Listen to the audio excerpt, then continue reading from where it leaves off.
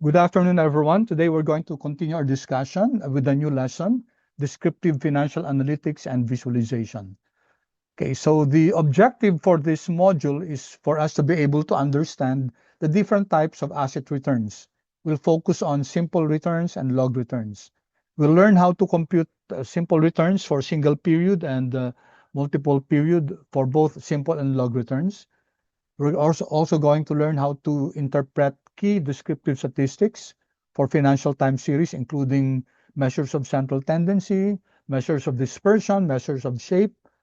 Okay, we're going to learn how to generate types, financial charts using ggplot2 and quant mode. Okay, we're also going to, in this module, going to learn the basic principles of portfolio returns calculation, returns and risk calculation for multiple asset portfolios. Okay, and these ones are the specific topics class we're going to discuss in this module. I will not go through this one by one class. I'll let you read through this. Okay, so the first lesson will be all about calculating and interpreting returns. We'll learn two types of returns: simple returns and log returns. Okay, when you study financial data, usually what you study is not the prices per se, for example, stock prices. You don't usually create models for the stock prices, okay, but rather you focus on the returns. Okay, financial analysis almost exclusively focuses on returns rather than the prices for several reasons. Number one, when you talk of returns, scale free siya. Okay, what do you mean by scale free? You don't look at the denomination, rather you take a look at the percentage change. So you can make comparisons among, let's say, among different currencies, among different stock assets in different indices. Okay, you make assets comparable. Okay, and you make them comparable across assets, even if they have vastly different price levels. Okay, so you can compare, for example, a price the $10 stock with a $1,000 stock. Okay, you cannot do that class if you're looking at the absolute price value. But with the returns, you can do that. You can compare $10 with $1,000. Okay, another reason is stationarity. Okay, we will look more at stationary time series. Okay, so but it's what's important to note is that when you talk of stationarity class, you're taking a look at assets that do not have trend across time. Okay, so it's also important for investment performance. Okay, all right. So let's take a look first at, of course, not only investment performance, where you take a look at the returns, but also it's very important for volatility. Okay, when you measure volatility class, you look at the volatility of the returns and not the absolute prices. Okay, so let's take a look at returns first. Very important metric. So there are two types of returns that we're going to look into. Number one, simple returns or arithmetic returns. Okay, both for single period and for multiple period. So let's take a look first at single period simple returns. Okay, I provided this to you, class. Let me just explain to you how the LaTeX structure looks like. So usually when I create a formula class, I do it in LaTeX format, LaTeX language, because it's the print is very good, and also it's quite easy class. At the onset, there is a learning curve, of course. So if you take a look at the anatomy of my LaTeX here, okay, let me just show this to you. I first start with dollar, dollar, and end with dollar, dollar, dollar, and then begin aligned, slash end aligned. This is to align my text. Okay, I normally begin with the end here, and take note, so that the text is aligned. Okay, take note here, the printout is well aligned. And then R underscore T, that's this one class. The underscore there is your subscript here, R underscore T, is equal to, then take a look at this class, slash frac. Slash frac class creates a fraction here, numerator and denominator. How do you create the numerator, this one class? You first have curly brackets and then curly brackets. So slash frac, then open and close brackets, that will be your numerator. And then the second open and close brackets, that will be your denominator. So just take a look at what's inside here. Okay, so this is your numerator. So it's P underscore T. That's your subscript here, P sub T. When you use underscore class, it's for your subscript. And then minus, and then P underscore, okay, T minus 1. Take note, your subscript is multiple, no? T minus 1. So you have to put it in brackets, class. Ito no need, class, underscore T. No need to put this in brackets kasi isa lang naman siya. But when your subscript contains more than one character, like this one, T minus 1, diba? I put it in curly brackets. Okay? So this is it. And then, i-close ko, class. So this one is your numerator here. Okay? So quite easy, class.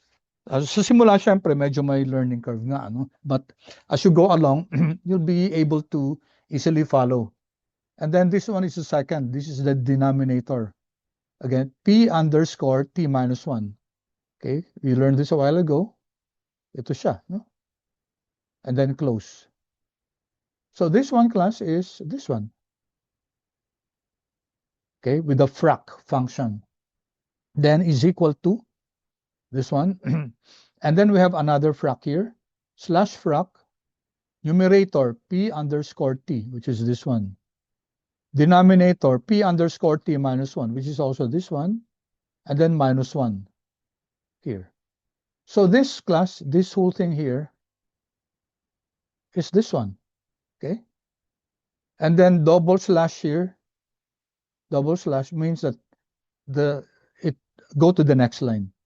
So that's why it ended here in minus 1 and then here, class. Notice I started again with end, no? And to put this line aligned with our text. And then slash text. Okay, when you write a text, class, you put it again in curly brackets here. Okay, what will happen, class, if I remove here the slash text? See what happens there. You notice now it's still text, but it's italics. No? If I put it in straight text here, Control Z, you notice that here, where, and then this is the also a part of your text, and then next line, and then here again end. So P again, I did not put this under text, right? P underscore T. It's italics, diba? Tapos ito, slash text. Ito yung buong text, no? Is the price of asset at time. No, take note, I ended here at time, no? And I place a space here. Kasi kung walang space dito, class, nakadikit yung T dito. Notice yung T, class, sineparate ko para ang font niya italics din. Para iba dun sa, it's different from the main text itself at time T. Notice that the print is good here. And then again, double backslash. Here. Once again, end, no? P underscore T minus 1. It's this one. Is the price, again, nag-text ako dito. Okay? Notice, may space ako dito. No? If I remove the space, nakadikit yan sa T minus 1. So, curly bracket, space, para magkaroon ng space in between the previous one. Is the price of the asset at time. Notice, close ko yung text ko. T minus 1, naka-ano siya, parang font siya. Naka-itals para distinguish dun sa text. Okay, and then end aligned. All right, so that's the text, class. But let's take a look at the formula. So this is the simple return, class. Simple return, or otherwise known as arithmetic return, of a single period. Why single period? Meron lang tayong price at time T at saka price at time T minus 1. Okay, this is just the growth rate, okay? Or the percentage change. You have price at time t minus price at time t minus 1. That's the difference, di ba? The change in your price divided by the price yesterday. Yung benchmark natin, yung price, yung initial, yung kahapon. Okay? So this is the formula class. However, it's not good to, in using softwares like R or Excel, this is not a good way to write your formula. This is better class. PT over PT minus 1 minus 1. How did this come about? Well, you just distribute this. No? P sub T minus 1, distribute natin sa denominator, o numerator pala. So it becomes P sub T minus over P sub T minus 1. Ito yon. And then this one, P sub T minus 1, divided into P sub T minus 1. Diba? Ito 1 to. Kaya minus 1. Okay? So if you're writing this in R or in Excel, mas mahirap to, class. Kaya mas madali itong way to write this. No? P sub T over P sub T minus 1 minus 1. Okay, let me just illustrate this sample. Let's create this object class. Dito na lang. Dito tayo class. Let's say P1, price 1. Capitalize natin. P1 is alt minus, no? Yung shortcut, 100. Okay, semicolon. My P2 is P2. Oops, what happened?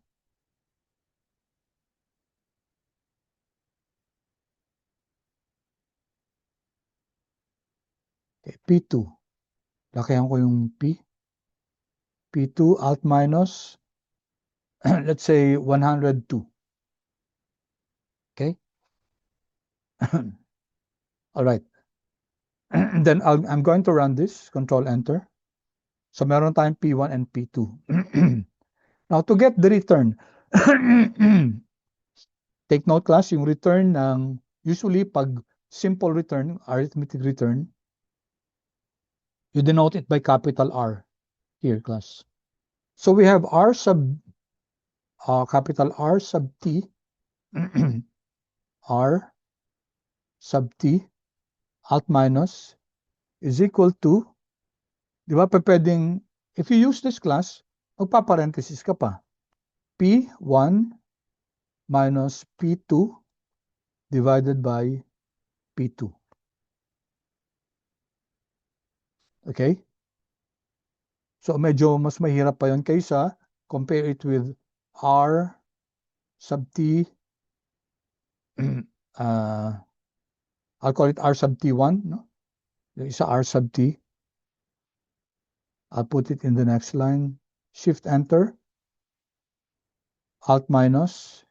And then it's just P1, capital P1 divided by P2 minus 1. Okay. Mas simple class yung yung gantong formulation. P1 over P2 minus 1. Okay, especially when you're putting it in Excel. Kasi kailangan pa mag-parenthesis dito sa una, di ba? Kasi if you don't put it under parenthesis, uunahin niya yung P2 over P2. Okay, we will have the wrong answer. Okay, if I run this class, andyan na ba yung P1 and P2 ko?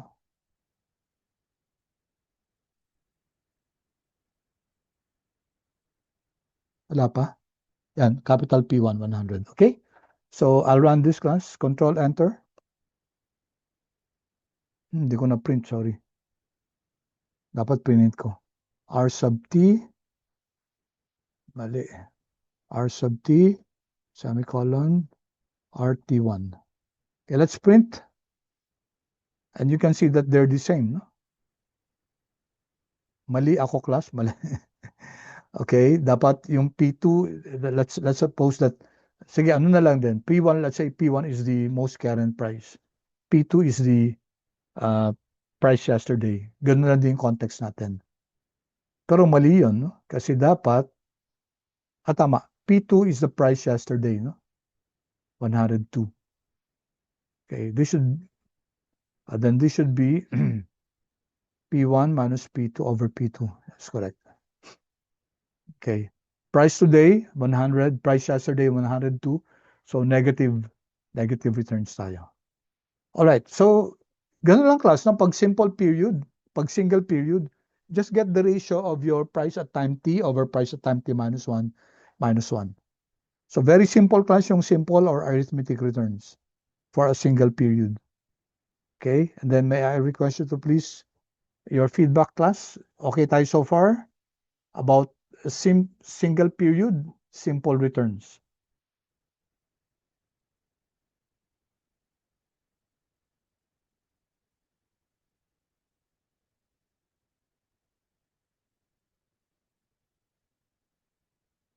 Hello, class? Feedback, please, kung yes. Or Yes, kung sir. may questions kayo. Okay, thank you. But please, paki-chat, please. Okay, thank you. Okay, good. Okay, sige, clear, ha? Okay, thank you so much. All right, let's go now to a... paano pag multiple period class? Nag-example lang ako dito, no? Okay, which is just the same. Okay. All right, anyway, I'll just copy this. Example lang to class in the other class. We had this example. Anyway, I'll just share it with you.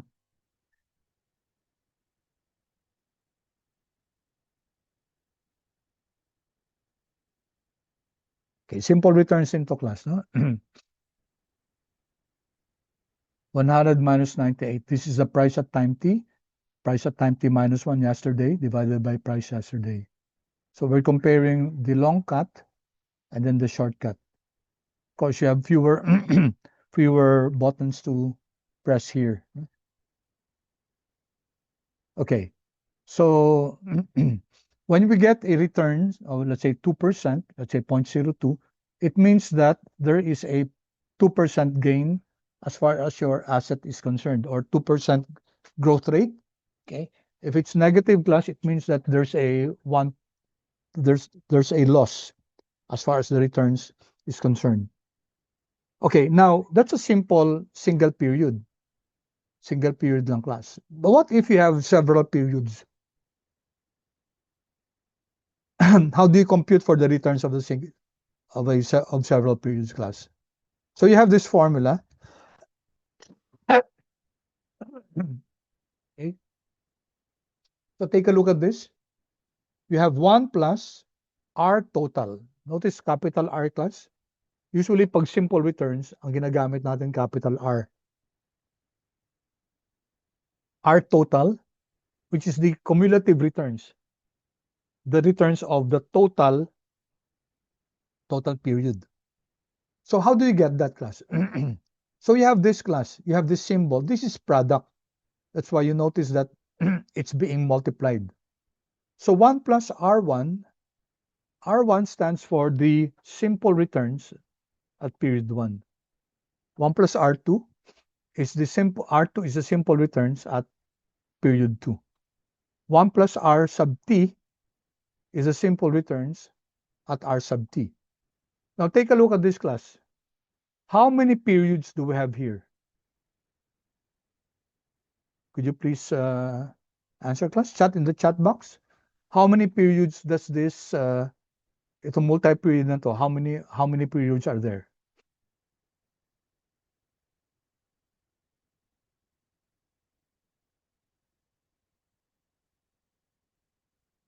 How many periods?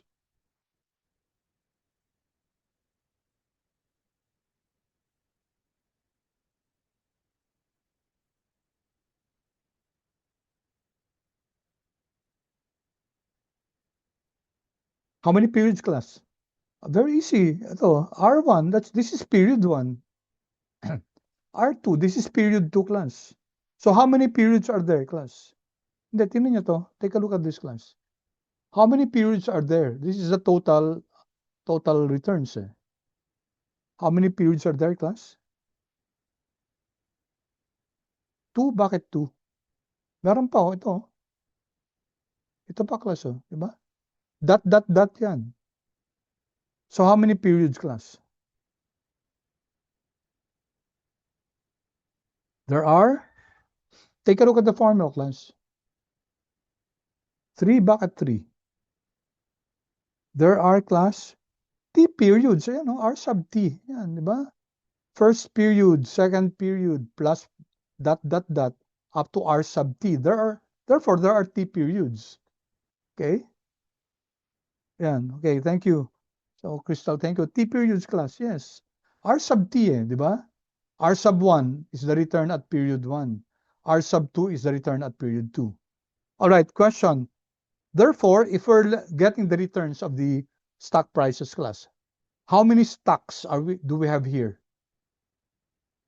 In this formula here, how many stocks do we have? How many asset prices? How many stock prices do we have?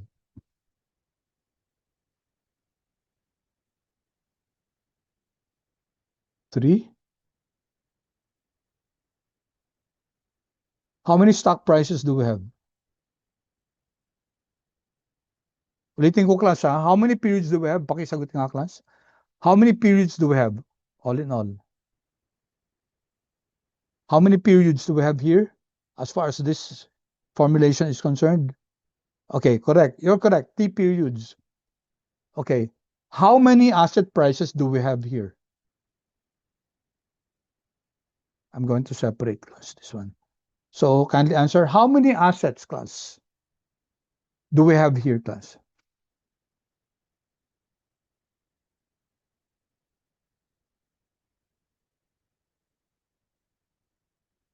How many?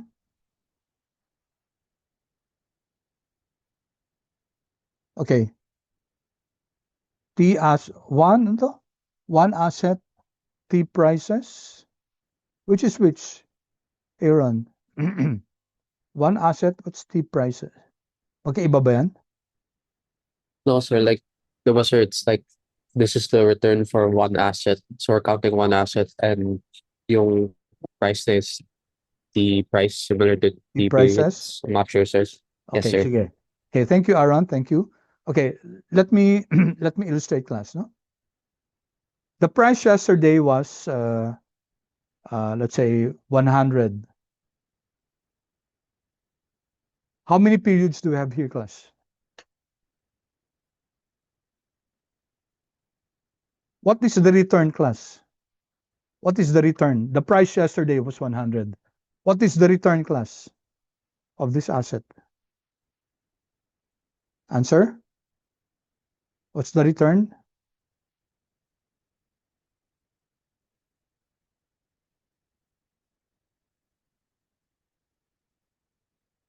What is the return, class? The price yesterday was 100.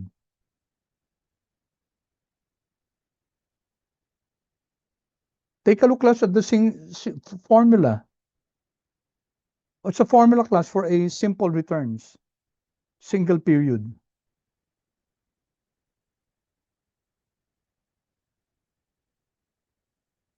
Hello, class. Come on. You can answer that. You can answer that, class. Simple returns, what's the formula? Anyone? Single period, what's the formula? Class, come on, come on. Take a look at the formula, class. Single period, simple returns. What's the formula, please?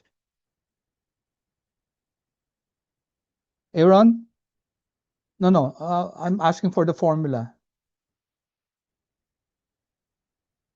Oh, the Formula. formula for rate of return, sir. Yeah, oh, yan. Nag-answer. Marco, It's share the your answer to previous everyone. price minus. Correct. Correct. P sub T over P sub T minus 1, class, right? Yes, sir. Diba? Okay. Now take a look at this. I'm giving you the price yesterday. Okay. What is the return? Of course you don't know how you can't get the return. You have to get the value now. Right, class? So if the value is 105, class, can you get the return? Yes. Because a return, class, requires a period. And a period, class, requires at least 2 assets, class. You cannot get the return if the price is only 100. What are you comparing this with? when you say returns class, you're getting the percentage change. Okay?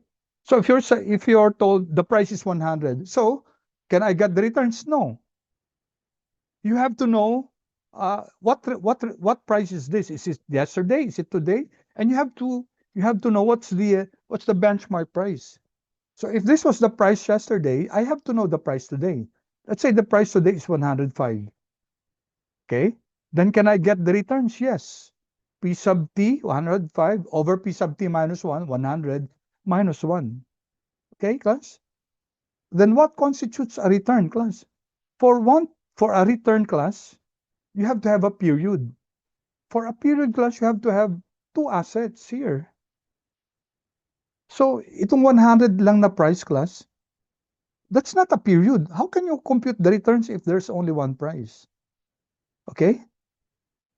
All right, so back to my question here. You're correct in saying that there are T periods here. Kasi ito R sub T, T periods. So the question is, how many asset prices do we have here?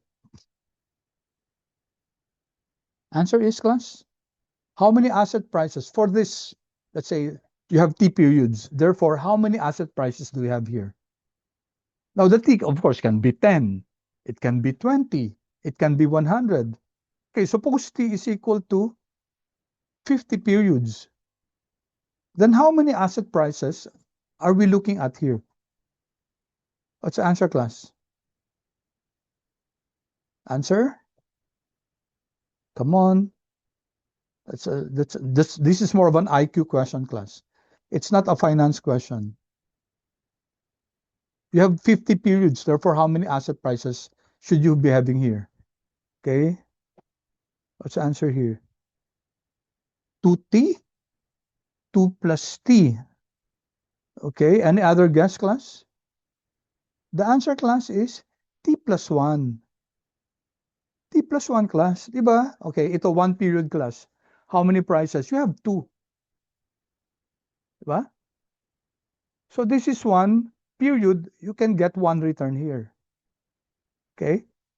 And if I want to get T returns, class, for the T periods, how many assets are we taking a look here?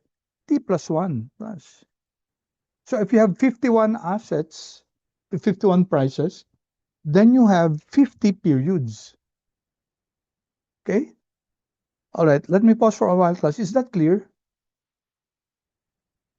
Clear ba yung class? Yung T plus 1 natin?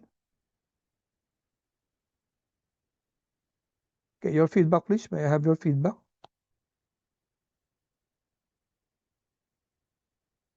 Feedback, please, class.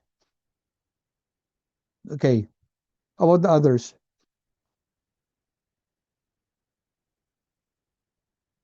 Okay, waiting for the others. Sana lahat, class, mag-feedback. No? I want to make sure that everybody understands this. That for you to be able to compute for the returns, dapat dalawang prices, no? At least dapat dalawa kasi kino-compare mo yung increase, yung growth from one particular price to another. Okay? So when you're talking of periods, class, one period, you have to have two prices. Hindi pa pwedeng 100 lang yung alam mo na price. So mo i-compare to. Paano mo mako-compute yung P sub T over P sub T minus 1, class? Then minus 1. How do you compute that? You have to have two prices, class. Okay? So that, I hope that's clear, no? So itong formula na to, class, we have T periods. Okay, that T can be any number. It can be 100 periods, class. So that means that there should be 101 asset prices. Okay, that's what I wanted to point out. No? Kasi when you say period, class, that means you have to have one period, means you have to have two asset prices. Okay, so you take a look at this, class. So let's understand this. So this one, class, is 1 plus R. First of all, this is P, class. It's different from the sum, class. When you use this, class, summation symbol, you're adding. When you use the P sign, the product sign, you are multiplying. Okay, 1 plus R1 times 1 plus R2 times 1 plus R3, etc. up to 1 plus R sub T. And if you take a look at how this is written, tingnan nyo class, no? Here. 1 plus R, here, underscore total, no? You have this, is equal to, look class, slash prod. Okay? What if I replace this with sum class? What happens? Diba? Naging summation, no? So yung summation symbol, slash sum yun. Yung sa atin dito, control Z, it's sum, it's slash product. Here. That's a symbol class. P. Letter P, pi, no? And then, take note class, yung lower limit, linalagay mo sa product underscore T is equal to 1. Tingnan nyo, di ba? Ito nasa ilalim yan. And then, caret, T is equal to T. Ito yan, class. Okay, so I want you to be familiar when you're given this class, aralin nyo, ha? Study it so that you can, you understand, because sa mga projects nyo, baka kailangan, sa mga cases nyo, baka kailangan itong mga formulas na to. Alright, so you have here, this is now your product symbol, no? From T is equal to 1 to T is equal to T. Then you have 1 plus R underscore 1. Yung underscore, remember class, that's your subscript. 1 plus R underscore 2. And then here class, slash dots. Ito yun. I can put here slash C dots. Ano nangyayari class pag slash C dots?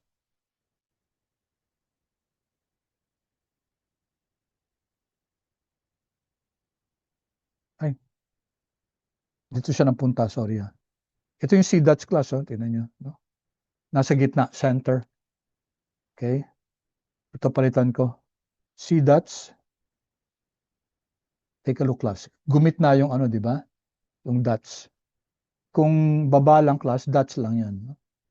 So mas tama ito nasa baba. No? So plus, okay, dots, and then 1 plus R raised to the T. And then double slash, which means next line yan. Diba? Next line, and okay, continuous lang. So what happens here, class, is that yung 1 plus R total, yung 1, we transpose it to the other side. Therefore, R total is the product class. 1 plus R1 times 1 plus R2, dot, 1 plus R sub T, yung pinakahuling returns, ano? And then minus 1.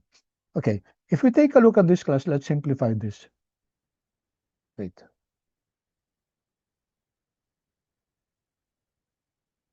Okay, here. So our total class, no? That's the simple return. And multi-period to, di ba? How many periods? T periods. There are T periods here. Okay, which means that there are T plus 1 asset prices. Okay, so let's simplify this. This one class will be, we can substitute what's R1 class? R1 is, let's say, price at time 2 over price at time 1. Okay, minus 1, di ba? Recall class, yung simple returns is the quotient of the price at time t over price at time t minus 1 minus 1. Therefore, what will happen, class? This one will become what? Maka-cancel tong 1 at saka negative 1, di ba? So this will become P sub 2 over P sub 1. Okay, ito yun, no? So yung next naman dito will be P sub 3 and P sub 2. So that will be converted into, same thing class, it will now become P sub 3 over P sub 2. Diba yung magkasunod na prices, no? For R sub 2 yon. Then R sub 3 naman will become P sub 4 over P sub 3. Okay? Etc. No? Times dot times yung P sub, yung last class over your price at time t minus 1. Okay. And then we have a minus 1 here. So what will happen here, class?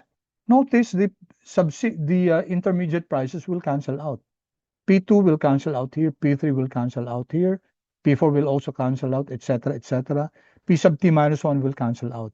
So what will remain is the last price, P sub t, divided by the first price, minus 1. There you go, class. So if you have several prices, then you compute the returns for each, okay? And then you follow this formula, 1 plus the return times 1 plus the return times 1 plus the return, the periodic returns for each period, okay? And then you subtract 1. It is equivalent to just getting the last price. What was the price at time t, the latest price, divided by the initial price, the beginning price, minus 1, okay? So it will be the same as this one, class. All right, let's have an example, class, to make this clear. So here, R sub 1 is a simple return at period 1. R sub t is a simple return at period t. R total is the cumulative simple return of the asset. So you're adding everything. Cumulative, all the returns for that specific period. Okay?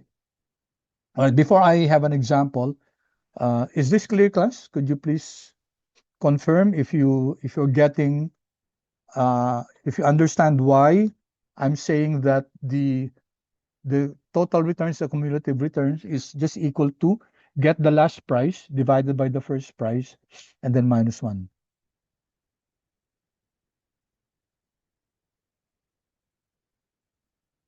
Feedback, please, class. Okay, good. Thank you. Magka-cancel out lang kasi, class, yung mga intervening prices, no? Okay, good. Thank you. So let's have an example. Nagsulat ba ako ng example dito? Okay, here. Okay, so all right. So dito, class, dito ang sabi, no? May gain daw na 10% in period 1 and 5% in period 2. Then how do we compute for the total returns? What we did was to compute for the prices, no? So let's do this. P1, again, P1 alt minus is 100. Then P2 alt minus is 110. P3 is alt minus 115.5. Okay? So those are our prices, no? 100 2 days ago, tapos naging 110 siya, tapos ngayon 115.5. So let's compute. So ito tatlong prices, di ba, class? How many returns do we have here? 3 prices. Therefore, 2 returns. Kasi per period yan eh. This is one period, di ba? This is one period. And then this is another period. Dalawang periods lang to. Okay. You have 3 prices, but you have 2 periods. I hope that's clear, class. Okay, then let's define R1. What is R1, class? Diba? It's P2 over P1 minus 1. Sulat natin, P2 divided by P1 minus 1. I hope you understand that, class. That's why we started with the definition of simple returns. P2 is later than P1, ha? Kaya nga, P2 divided by P1. So that's your R1. Then let's compute for your R2. Alt minus. R2 is the price at time 3 divided by the price at time 2 divided by P2 minus 1. Okay? All right, let's generate this first. So i-print natin, class. I-print natin si R1, R2. Print lang natin. Control Enter. There you go. Okay, in case you want to copy this, Control C. Chat ko na lang in the interest of time. Okay. Example natin, price at time 1, 100. Price at time 2, 110. Naging 110 siya. Obviously, class 110 divided by 100 minus 1, that's 10% increase. Ito naman, 5% increase, class. All right. So this is your R1 and this is your R2. Now, so what's our total? Simple return T, no? Let's call it R sub T, the total return. So the formula, class, is equal to, di ba? Product, di ba? Ito, no? Parenthesis 1 plus R1. Since may R1 na tayo, lalagyan natin dito yung capital R1. Okay? And then multiply that by 1 plus R2. What's R2? Pasok natin dito. And then minus 1.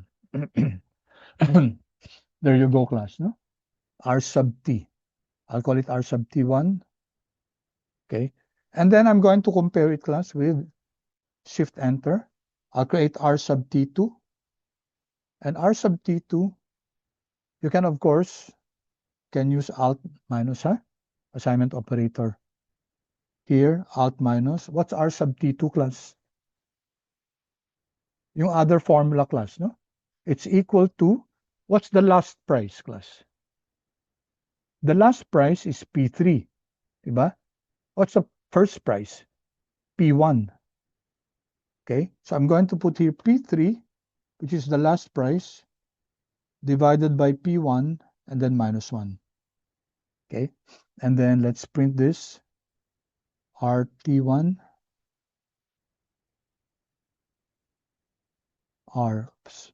capital R dapat, T1, and then i-print din natin to, class, RT2. Okay, before I run this, class, could you confirm, class, if you're understanding this example?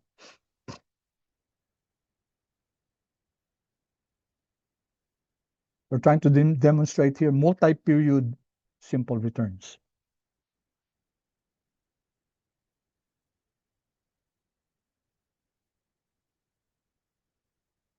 Gets ba, class? Naintindihan? Okay, good. Thank you. How about the others, class, please?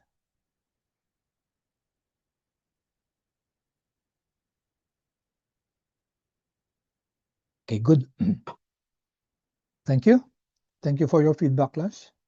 Okay, so let's see if this one, class, is the product to, no? Okay, then minus 1. Then print natin sa RT1 dito. Ito naman, class, sabi natin, when we simplify this formula a while ago, you just get the latest price divided by the first price and then subtract 1. That's also your total returns, class. So run natin, Control Enter. There you go, class. 15.5%, 15.5%. They're the same. Okay? So I hope clear sa atin, class, na when you have simple returns, multi-period, the formula to get the total returns is this product, class. The product of 1 plus the return, no, for period 1 times 1 plus the return for period 2. Take note, this is not the price, class. Returns to, capital R, pag simple usually. And, well, this is the formula. Ima-minus 1 natin yung product, whatever the result is, okay, to get the total cumulative. And we showed this, class, to be equal to, sabi natin, pareho lang yan ng, it's the same as R o P sub T, diba? Yung price at time T, yung last, no? Divided by price at time 1 minus 1. Okay? So this one, class, is just the same as this one. And we were able to prove it, no? Like 2 periods tayo dito, kinuha natin yung product niya and then minus 1. And then we compare, we got the latest price, yung pinakahuli, divided by the pinakauna, minus 1, and they're exactly the same. All right. So pause for a while, class. Is that clear, class? Is the concept of simple return both for single period and multiple period, is it clear to you? Sana may reply, class. Okay, thank you. All right, that's very good. So may I ask you, class, if did you learn this in your previous subjects? Itong multiple period simple returns. Did you look at it this way or first time to? And sinabi natin na pareho lang yan sa price at time t over price at time t. First time, thank you. Okay, good. Thank you, Aaron. Okay, I'm happy because this is at least yung simple returns clear na sa atin, class, no? So kahit na simple single period lang yan or multiple period, okay? Pag single period, P sub t, P sub 2 over P sub 1 lang yan, minus 1. Pag multiple period, class, you can use the formula, the long formula, the product of 1 plus the return 1 times 1 plus return 2 and then minus 1. Or you can just look at the last price, get the first price, divide mo siya, and then minus 1. You'll always get the same. Okay, good. Thank you so much for your feedback. Happy to know that you learned something new today. All right, now let's go now to the more important returns, class. Not the simple or arithmetic returns. What's more important for us is the log returns, class. Ano ba to? Pareho lang to, class. Sorry, naulit lang to, no? Okay, just the same to, class. Okay, here. Log returns. Log returns or continuous returns. Okay, which is what we're going to use, which is used most oftentimes in finance. No? Log returns, known as continuously compounded returns, are derived from the natural logarithm of price ratios. Let me explain that. Ano yung natural logarithm? All right, sa elementary algebra nyo, na-meet nyo, class, yung operator na log. Kunyari log 100. Without answering this, class, what did you learn in your elementary without running this? What is log 100, class? Anyone? You recall the answer to this one, class? Okay. So anyway, class, meron tong itong log 100 na yan, merong implicit yan na base, no? There has to be a base here. And the default is that the base is 10. Ito yung default, class. So log of 100, class, let's call it x, is equivalent to saying, what is 10 raised to the x power so that the answer is 100. So that's what this means, class, yung log na yan, class. The log of a certain number is equal to that. What is the number that when you raise it by from 10, okay, it will give you that number. So the answer here, class, is, in this case, the answer is 2. Dapat diba 2, class, diba? Kasi 10 to the second power is equal to 100. Now, however, class, sige nga, pakiran nyo nga ng log 100. What are you getting? Paki-chat, class, chat box. Let's see if you will be getting 2.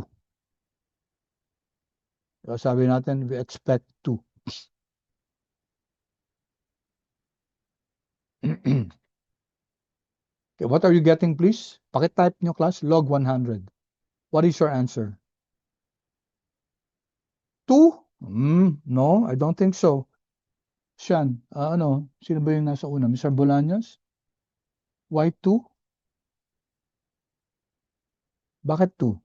Log 100, dapat, class, I'm expecting this, 4.60517. Paki-confirm nga, class, if you're getting 4.6 something.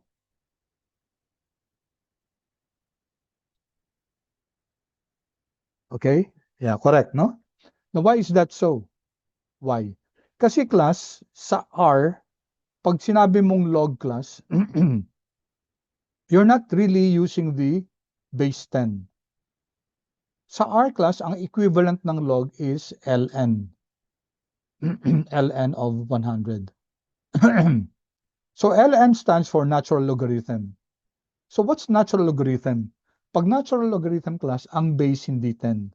The base is, ilan nyo nga to class? exp1. Ilan nyo to sa console nyo. What's exp1? This is the same as e to the 1. Please tell me class, please. What's exp1?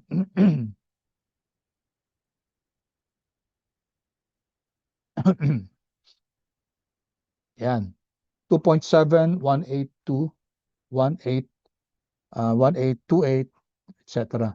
Now, yung number ng class, yung e to the 1 power, okay, it's not really 2.7218282. Truncated yan. Si E class, si E, at saka si pi, magpinsan yan class. They're cousins. They're what we call transcendental numbers. Transcendental. Ano yung transcendental? They are SCEN, then scendental. Okay. They are irrational numbers, which means they are non-repeating, non-terminating. So, if you use a powerful computer, supercomputer, and then get the value of E, no?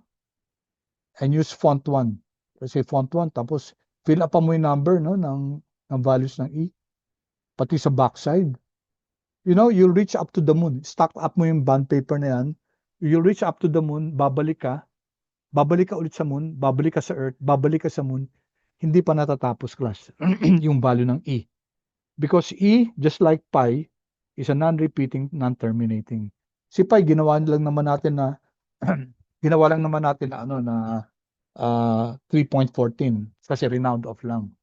But actually pi class is a a transcendental number, non-repeating, non-terminating yan. Okay?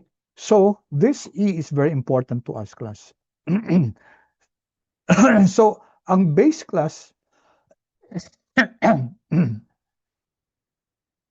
if you want the regular class, the regular log, okay, log 100, dapat ilagay mo dito base is equal to 10. Or just remove yung base, lagay mo lang 100, 10. Sige nga class, i-run nyo yan. What are you getting?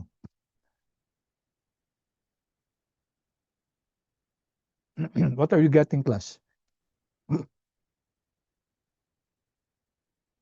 course, you'll get, answer is 2, no? Diba? 2 yan, class. Kasi, pag sinabi mong base 10, you're putting the base here 10, which means 10 to what number x is equal to 100, and the answer is 2. So, sa R class, anong nangyayari dyan? Pag ginawa lang natin log 100, okay, understood dyan na ang base natin is, okay, so log 100 class is 4.60517, no? Okay, why is that so? Because the base that we're using here is exp. Ano yung exp class?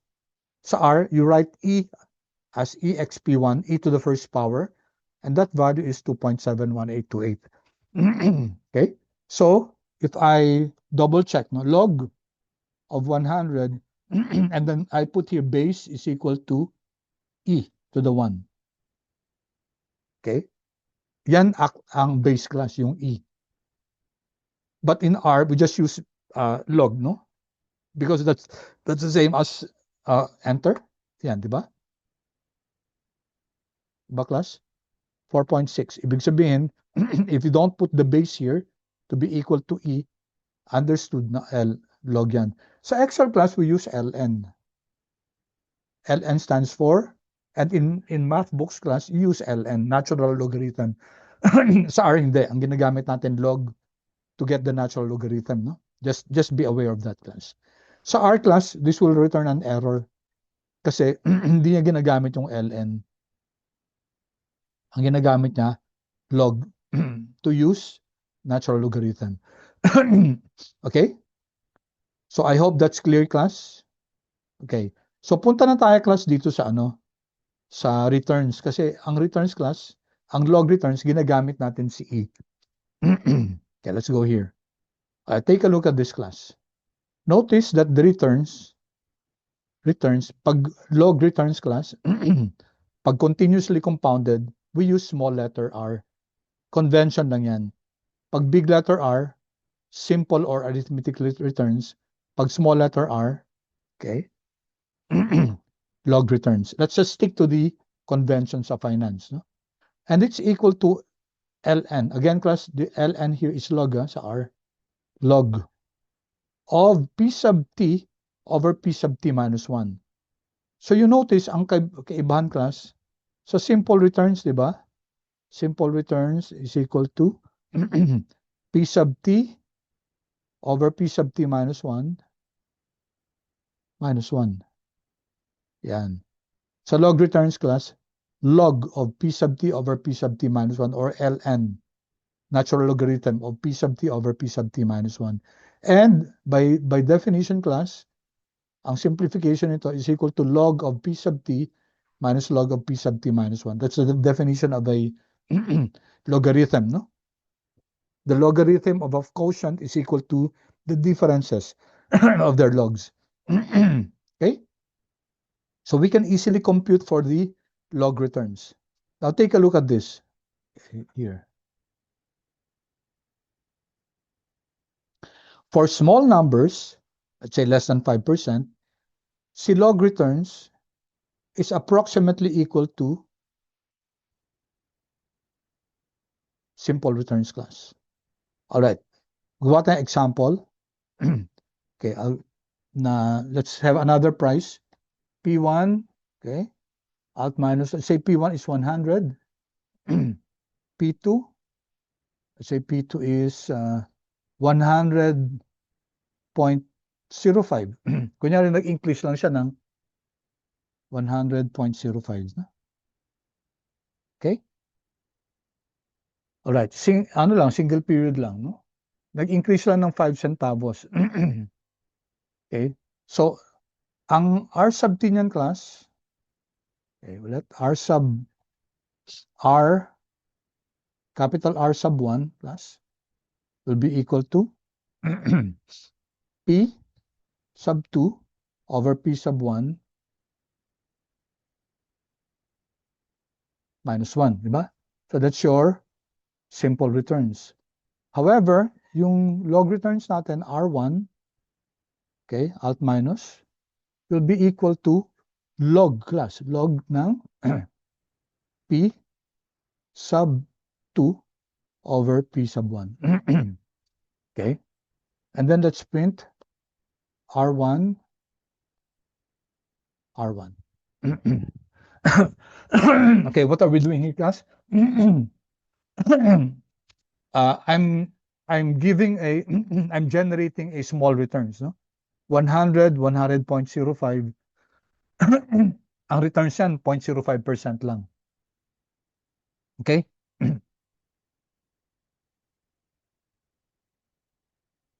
All right? So, we computed for R1, yung this is simple return. Formula niya, P sub 2 over P sub 1 minus 1. Si log returns naman, R sub 1 is log of P sub 2 over P sub 1. Then, i-print natin si R1 and R2. Run natin to class, Control Enter. Okay, what do you see here? Okay. You notice that R1 class is 5e to the negative 4. Okay. Ano ibig sabihin ng 5e to the negative 4? So you start with 5 here. And then e to the negative 4 means class, you move 4 places to the left. 1, 2, 3, 4. So that here, 0, 0, 0, 5. So the simple return of this asset, price of the asset, which became 100.05 from 100, okay, that's 0.05%, di ba? 0.005 is 0.05%. So very small. Ang log return sa class, 0.0499875. No? So what can we say here? Okay, if the returns are very small, your simple returns, R sub 1, will be approximately equal to your log returns. Okay? Simple returns yan, class, no?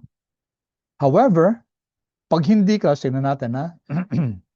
Okay, let me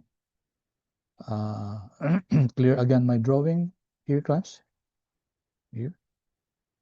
And arrow up. Okay? Palitan ko lang, class, yung P1. Gawin kong sa 100, ito gawin kong taasan ko, ha? P2 is 120, no?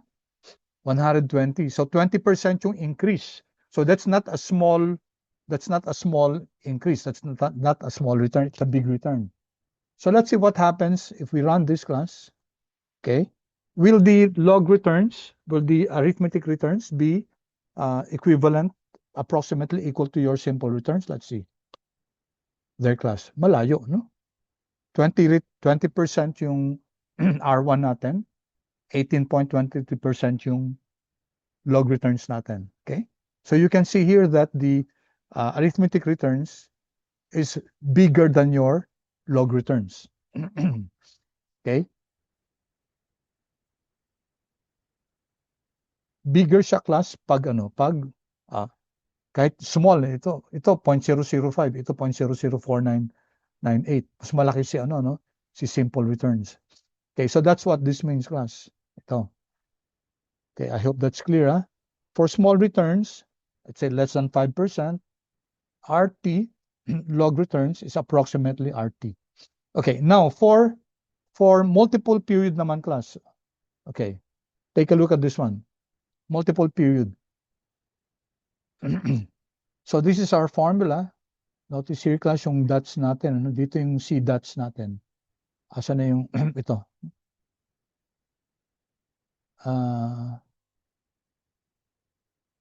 Bakit yung dots nasa taas? Anyway, take a look at this, class. Our total, class, is R1 plus R2 plus R3. Okay, when you're dealing with log returns. Now, the reason why log returns is used kasi when you're getting the total returns, class, yung cumulative returns, it's just additive. Ina-add mo lang, class. Unlike yung simple returns, where you have to multiply 1 plus R1 times 1 plus R2 plus 1 plus R times 1 plus R3, etc. Pag log returns, class, additive lang. Okay? R sub t is the total ano yan?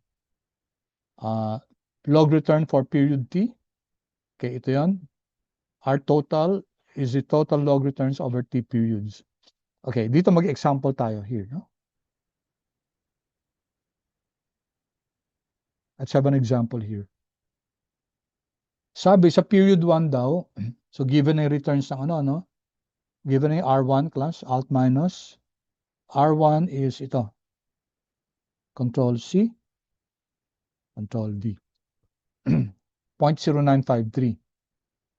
Semicolon. Ang R2 naman, class, R2 alt minus is this one. Control C, Control V. Okay? R1, R2. So since these are log returns, class, we're given that these are log returns, we can easily compute for the total returns. No? Semicolon. Okay? R total now is simply alt minus, is simply R1 plus R2. Ganun lang sa class. No? Additive siya. So if you're using log returns, and then you want to get the total returns for a multi-period returns, class, you just add the individual period returns to get the total returns.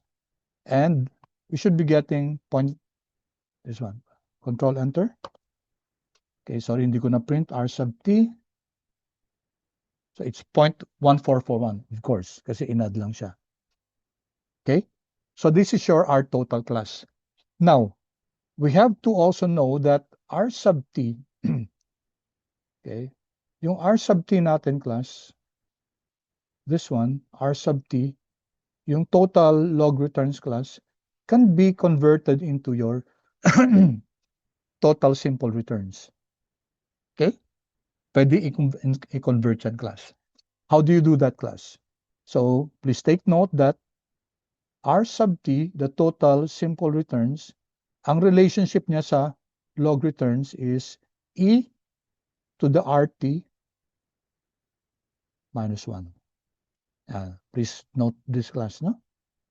So if you have the total cumulative log returns, you can look for its total simple returns just by this. Okay? So create nga kayo, class, sa R. Create kayo R sub RT. Then you create this, class. EXP, no? E kasi. EXP to the what? RT, no? Gamitin yung object na create nyo, RT minus 1. So that's how you will convert your cumulative log returns into your cumulative simple returns. Okay, paki-chat nga sa chat box, class, what did you get? What is the value of your total simple returns? Okay, knowing the log returns. Waiting, class, waiting.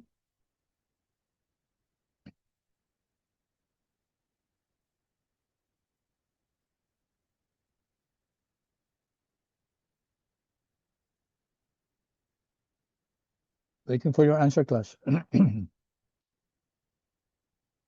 I know the total log returns. I can compute for the total simple returns. And I expect it to be higher. Sabi kasi natin sa computation, mas mataas si simple returns. Okay, answer, class, please. Come on. I hope you did this, class, no? I hope kinompute nyo to.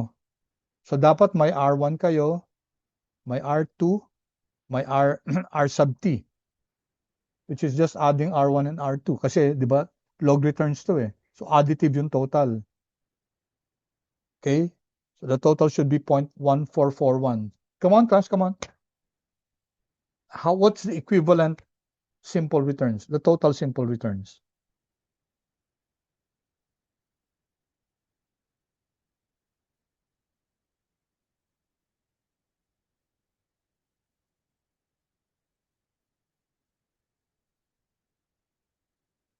Hello, class, hello, come on. It's very simple.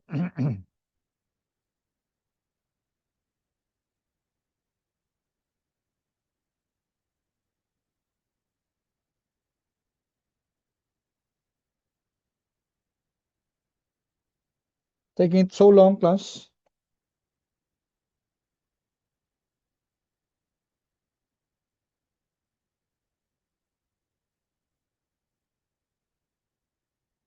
Hello, class, hello.